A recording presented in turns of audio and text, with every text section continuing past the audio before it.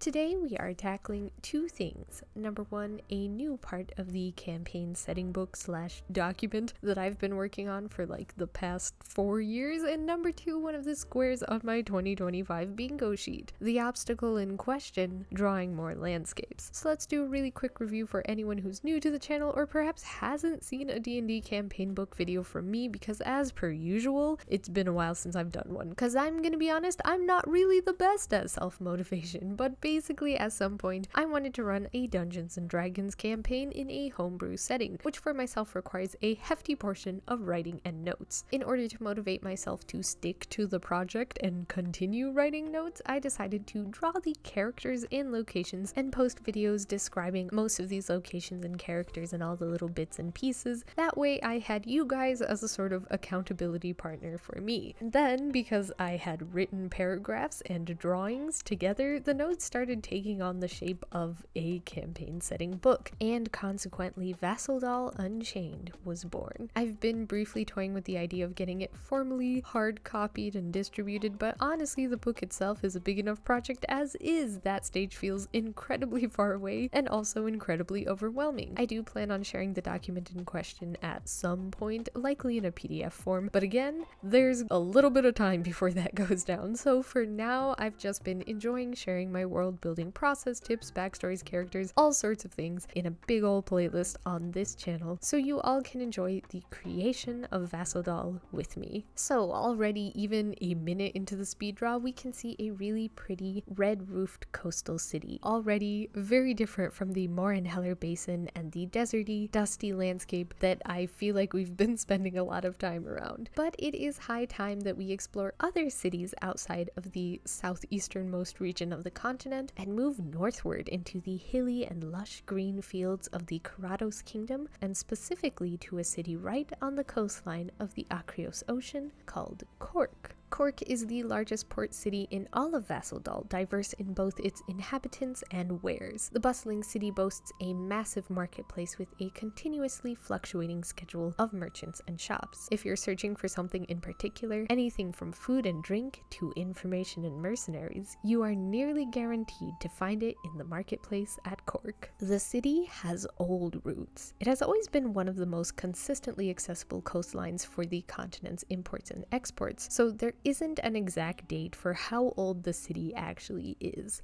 though it is generally accepted that its formal date of birth as a city was shortly after it was declared as part of the territory to be funded by the kingdom known as Karados. And that probably sounds really boring and disconnected, but because of these early years not considered a formal city under a large overarching government, Corque bears the burden of some of the oldest and deepest lore of Vassaldal, which is a continent whose history has been rewritten in an attempt to keep peace under the rule of the long-living Empress Madrive. Consequently, though Corque appears to be an ordinary bustling port city, its dark underbelly reveals underground societies, odd traditions born out of both religion and superstition, and hundreds of thousands of ledgers, with faked entries on the imports and exports of highly valuable goods. Obviously, most of the tracked information is accurate. Corque is responsible for the logging and distribution of the majority of imports and exports of Vassaldal, a service becoming increasingly more important as the continent is on the verge of potential war. But every once in a while, a magic item or relic listed in the ledgers can be found to have a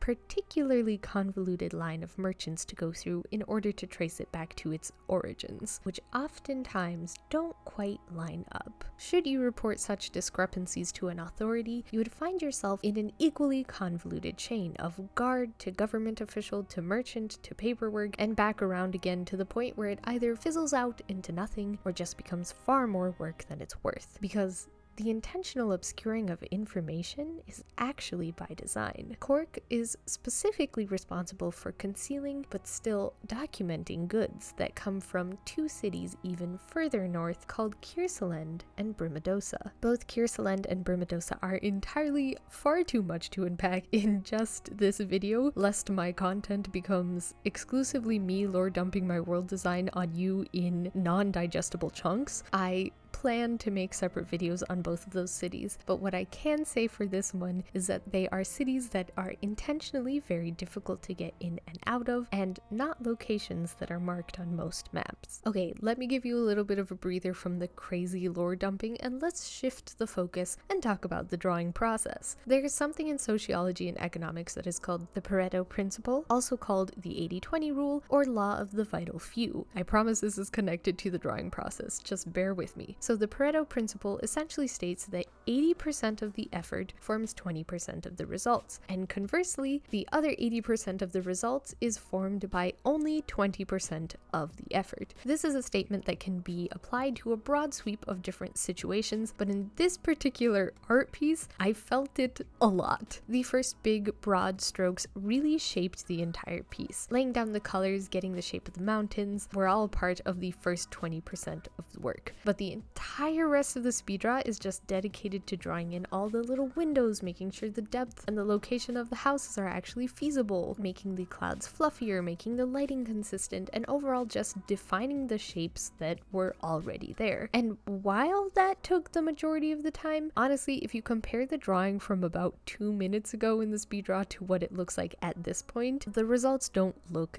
that different, especially on a large scale. But by the end of the video, that massive effort to push the buildings through that last 20% makes a huge difference, and it's incredibly tedious and I hate it, particularly with city landscapes, because there are a lot of repeating construction shapes and fewer unique high contrast textures and organic shapes like you get in character design. I know it doesn't have to be that way, but my vision is there and my artistic abilities are limited. As you can tell by taking even the most brief of scrolls through my channel, I don't draw landscapes super often. However, like I did say at the start of the video, scenery and landscapes and splash art are all something that I want to get better at, and drawing 10 landscapes specifically is on my 2025 bingo sheet. It's already March and I'm pretty sure this is the first one I've done this year, so you know, I'm doing great. So needless to say, this was difficult, and in order to make sure I wouldn't actually commit to the idea of laying down in the woods to become absorbed into the forest floor, I took many and frequent breaks. Don't get me wrong, I love art, I enjoy learning new things, but you know what, the thing destroying my mental health has not taken a day off of work as long as I have known it, so just to be safe,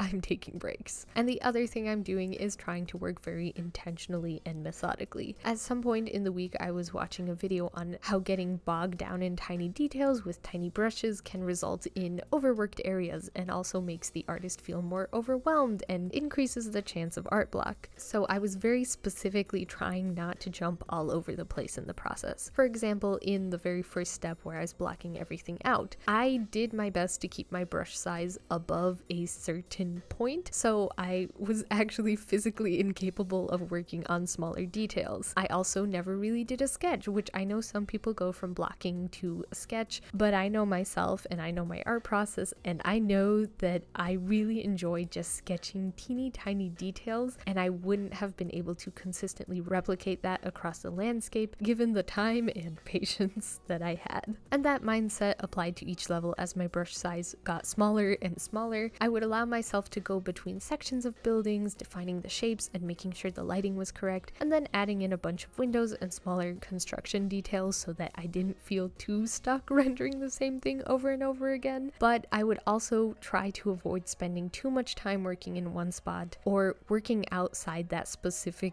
scope of items, and also occasionally zooming out to remind myself that there is a whole picture to look at. And then once everything felt relatively homogeneous across the board, I could finally add little details. So more windows, more little plants, birds, and some ships sitting in the dockyard. I personally think I could have pushed this last little bit further than I did, and to be 100% transparent, I kind of wish that I had. I think I could have taken more time on the ships, just drawn more of them, drawn from them at varying distances. But for one, I don't know how to draw a ship from memory. That's not something I do super often, so that would have taken a lot more effort. And for two, I've actually been traveling recently, so my time zones are a weird soup right now, so we're taking it a little easy. I say as I draw a landscape, which is distinctly out of my comfort zone and specifically not something easy for me to do. Since we are nearing the end of the speed draw, I do want to spend a very short amount of time talking about possible D&D encounter or event ideas in this area that I hopefully will get to expand upon in another video, because I do plan to take a deeper look at specific buildings or characters or something like that. The religion in this area is based around Anatarat, who is a goddess of the sea, which, you know, makes sense for a port city, but she is also a goddess of death and rebirth. So I am super excited for the gothic but make it sea salt and sun-dried bones vibes. There's also something called a rotating bazaar that I try to include in nearly every campaign I run. It's essentially a shopping center, but the shops change often and mostly as needed as different merchants stop by or different events take place. This is one of my favorite catch-alls for either forcing wait times on specific key items or making it make sense that a specific item shows up and is conveniently available for my player characters. But of course, the thing that I'm most excited for is the secrets. This town is full of them. Whether it's things that the Empress has been trying to keep covered, secrets between merchants, mercenary societies, smuggling routes, the lot of them, Corque is just a really fun hub of mystery and intrigue that I'm super excited to delve into. Which brings us to the end of our speed draw, so behold Corque, my lovely little port town with all of its lovely little secrets. I guess it's not that little of a town with that little of secrets at the end of the day, but I've been really looking forward to drawing this place for a while now, so I'm really glad that I finally got a chance to do so. From time to time, I like to show what my landscape art looks like when it's added to a page. Clearly, I've not finished writing this section completely, and also there are a couple details and spoilers for future video characters on here, but I just like how it looks with the text columns. It sparks joy, and I hope seeing it on a page like this makes you as happy as it makes me. But on that note, thank you so much for watching. Thank you for subbing, commenting, liking, checking out my links and socials. It truly all makes a huge difference for me, not only giving me serotonin, which I am in desperate need of, it also allows me to be able to invest more time and prioritize putting these videos out each week so I can share a small joy and kindness in a vast and dense bog of horrible stuff that's going on in the world. Here's to your next week being even better than the last. I hope all good things come your way and a normal sleep schedule comes my way, and I don't really want to manifest the opposite of that, but you know I gotta say it for continuity, so for what the next week holds, well, who knows? Not me.